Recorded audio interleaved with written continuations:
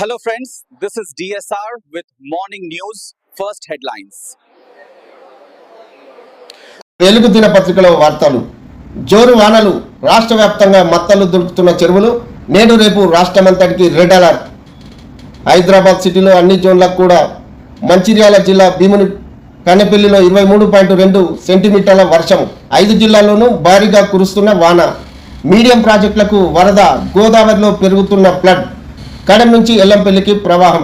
పశ్చిమ మధ్య బంగాళాఖాతంలో అల్పపీడనం 48 గంటల్లో మరింత బలపడే అవకాశం. మరో 5 రోజుల నుంచి భారీ నుంచి అతి భారీ వర్షాలు పడే ఛాన్స్. వర్షాలపై హై అలర్ట్. సీఎం ఆదేశాలతో ఎక్కడికక్కడ రంగంలోకి అధికారులు. శాఖల మధ్య సమన్వయంతో సహాయక చర్యలు. వరంగల్, హైదరాబాద్లో షెల్టర్ హోమ్స్ ఏర్పాటు. శాఖల వారీగా మంత్రులు ఉత్తమ్, దామోదర్, పొంగులేటి రివ్యూ.